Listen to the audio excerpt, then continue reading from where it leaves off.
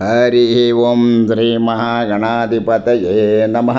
శుక్లాంబరధరం విష్ణుం శశివర్ణం చతుర్భుజం ప్రసన్నవదనం ధ్యాయే సర్వవిఘ్నోపశాంతయే.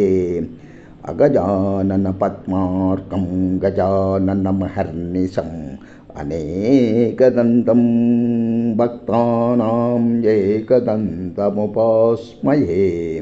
శారదా శారదాంభోజవదనాం వదనాంభుజే సర్వదా సర్వదా అస్మాకం సన్నిధిం క్రియాత్. కూజంతం రామ రామేతి మధురం మధురాక్షరం ఆరుహ్య కవితాశాఖాం వందే వాల్మీకి కోకిలం. యత్ర యత్ర రఘునాథకీర్తనం తత్ర తత్ర కృతమస్తకాంజలిం. బాష్పవారి పరిపూర్ణలోచనం మారుతిం నమత రాక్షసాంతకం. మనోజపం మారుతతుల్యవేగం జితేంద్రియం బుద్ధిమతాం వరిష్టం. వాతాత్మజం వానరయోధముఖ్యం శ్రీరామదూతం శిరసా నమామి. నమోస్తు రామాయ సలక్షణాయ దేవ్యై చ తస్యై జనకాత్మజాయై. నమో అస్తు రుద్రేంద్రయమానిలేభ్యో నమో అస్తు చంద్రార్కమరుద్గణేభ్య. ప్రియ భగవద్బంధువులారా, ఇంతవరకు సుందరకాండ 27వ సర్గ వరకు తెలియజేసినాం. మరల 28వ సర్గ సీత ప్రయాణ త్యాగానికి ఉద్యమించడం. సీత ప్రాణ త్యాగానికి ఉద్యమించడం. సా రాక్షసేంద్రస్య వచో నిశమ్య తదా రావణస్య ప్రియమప్రియార్తా సీతా వితత్రాస యదా వనాంతే సింహావిపన్నా గజరాజకన్యా. సా రాక్షసేంద్రస్య వచో నిశమ్య తద్రావణస్యాపి ప్రియమప్రియార్తా సీతా వితత్రాస యథా వనాంతే సింహావిపన్నా గజరాజకన్యా. ఏ స్వాధ్వి వినలేని రాక్షసరాజైన రావణుని కఠోర వచనాలు వినడం వలన రాముని ఎడబాటు కారణంగాను చెప్పవలవిగాని దుఃఖంలో మునిగిపోయినదై అరణ్య మధ్యంలో సింహం బారిన పడ్డ ఆడయేనుకు చందాన సీత భయ విహ్వాలై అయినది. రాక్షస స్త్రీల మధ్య దిక్కుతోచక విలవిల్లాడుతూ రావణుని కర్ణ కఠోరమైన మాటలతో మరింత బెదిరిపోయిన సహజంగానే భయచురాలైన సీత నిర్జనమైన అరణ్యం మధ్యంలో ఒంటరిగా వదిలివేయబడి బిక్కుమంటున్న బాలిక వలె విలపించింది. బిక్కుమంటున్న బాలిక వలె విలపించింది. పుణ్యహీనమైన నేను ఈ రక్కసి మూకలచే ఇలా భయపెట్టబడుతున్నా. దీనురాలైన ప్రాణాలు విడవకుండా క్షణమైనా జీవిస్తున్నాను అంటే రాసిపెట్టిన సమయం ఆసన్నం కాకుండా మృత్యువు రాదనే ప్రాజ్ఞుల వచనాలలో ఎంత సత్యం ఉంది. ఎటువంటి సుఖ సంతోషాలు లేక కేవలం దుఃఖ క్లేశాలతో మాత్రమే నిండి ఉన్న నా హృదయం అత్యంత కఠినమైనదై ఉండాలి. కనుకనే ఇది వజ్రాయుధ ఘాతానికి తత్తు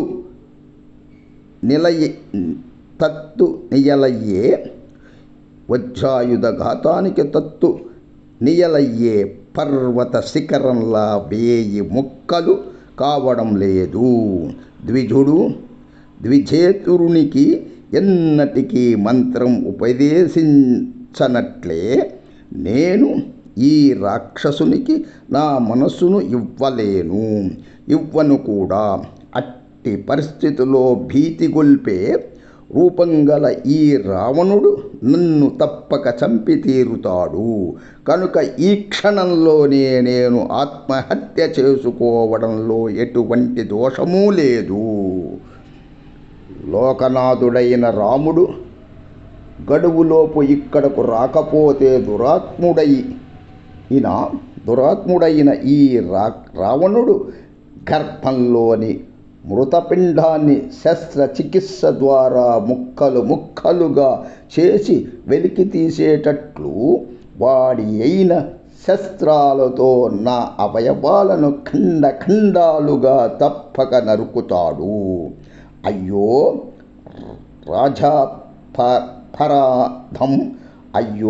రాజాపరాధం కారణంగా మరణదండన విధింపబడ్డ దొంగను ఇక తెల్లవారితే వధిస్తారనగా అతడికి ఆ రాత్రి దుర్భరంగా గడుస్తుంది.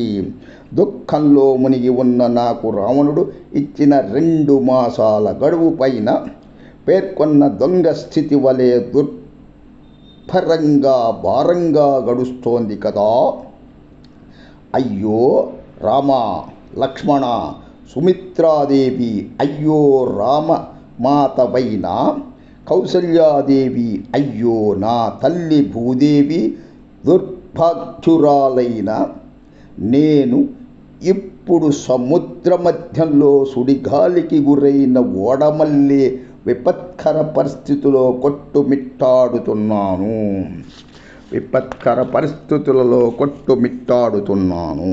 శ్రేష్టతమైన 2 సింహాలు పిడుగుపాటుకు నేల కొరికిపోయినట్లు మహాబలశాలులైన ఆ రామలక్ష్మణులు నా మూలంగా లేడి రూపంలో వచ్చిన మాయరాక్షసుని వాతబడి ప్రాణాలు కోల్పోయి ఉంటారని నిస్సందేహంగా నాకు అనిపిస్తోంది. నిజానికి ఆ రోజు కాలపురుషుడే లేడి రూపం దాల్చి దురదృష్టవంతురాలైన నన్ను ప్రలోభపెట్టాడు. ఆ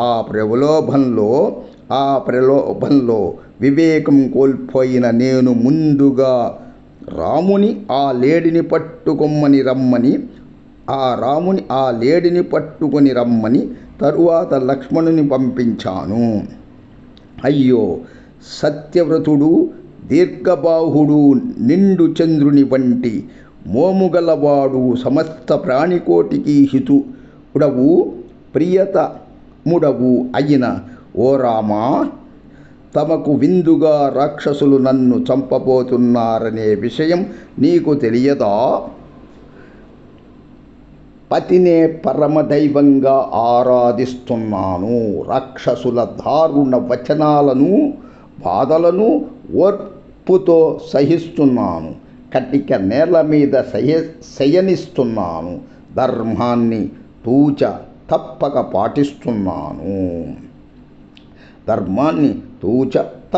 పాటిస్తున్నాను. చెక్కు చెదరని పాతివ్రత్య నిష్ఠతో జీవిస్తున్నాను. ఇవి అన్నీ కృతజ్ఞులైన మనుజులకు చేసిన ఉపకారం వల్లే నిష్ఫలమై పోతున్నాయి. రామా, నా ధర్మాచరణ యావత్తు నిష్ప్రయోజనమైనది.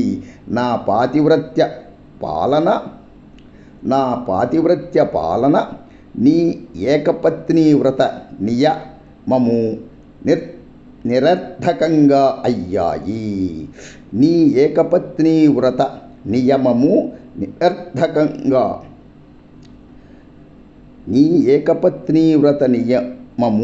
నిరర్థకం అయ్యాయి.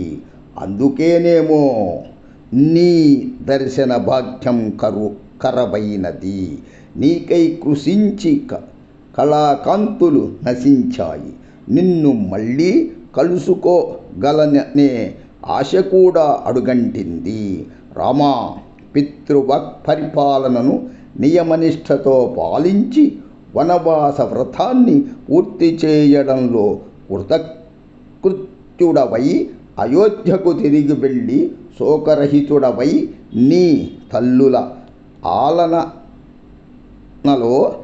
తల్లుల ఆలనలో సుఖ సంతోషాలతో నువ్వు జీవించాలని మనస్ఫూర్తిగా ప్రార్థిస్తున్నాను.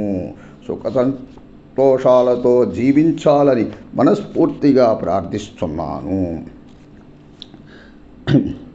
ఓ రామ, నేను మాత్రం సదా సర్వవేళలా నీయందే అనురాగబద్ధనై నువ్వే సర్వస్వంగా జీవిస్తూ వచ్చాను. కానీ నేను ఎంతటి దురదృష్టవంతురాలనయ్యాను. నిన్ను కలుసుకోలేని నా ధర్మాచరణ, తపస్సు, పాతివ్రత్యము అన్నీ నేటితో వ్యర్థాలయ్యాయి. కనుక ప్రాణత్యాగానికి సంకల్పిస్తున్నాను. కనుక వెంటనే గుక్కెడు విషం త్రాగి గాని లేదా వాడి అయిన ఆయుధంతో పొడుచుకును గాని ప్రాణ త్యాగం చేసుకుంటాను. ఇలా అనుకుంటున్నానే గాని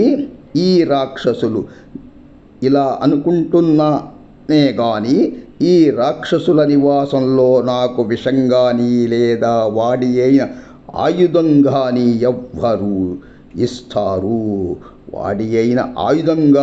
ఎవరు ఇస్తారు?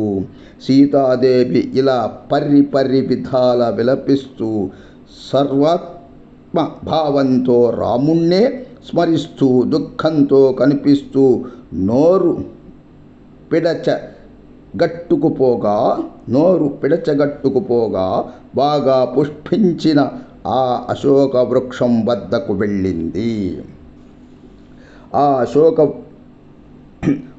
వద్దకు వెళ్ళింది. దుఃఖంతో పరితపిస్తున్న సీతాదేవి పరి విధాల యోచించి పొడవైన తన జడను చేతపుచ్చుకుని ఈ జడతో ఉరిపోసుకుని వెంటనే యమలోకానికి పోతాను అని నిర్ణయించుకుంది. అలా నిర్ణయించుకున్న సుకుమారి అయిన ఆ సీతాదేవి సించుపా వృక్షపు కొమ్మను గట్టిగా పట్టుకొని నిలబడింది. తదుపరి రాముని, లక్ష్మణుని, తన వంశాన్ని గూర్చి తలచుకోసాగింది. అప్పుడు సీతకు శోకాన్ని తొలగించి ధైర్యాన్ని కలిగించే లోక ప్రసిద్ధాలైనవి గతంలో సత్ఫలాలనిచ్చినవి అయిన కొన్ని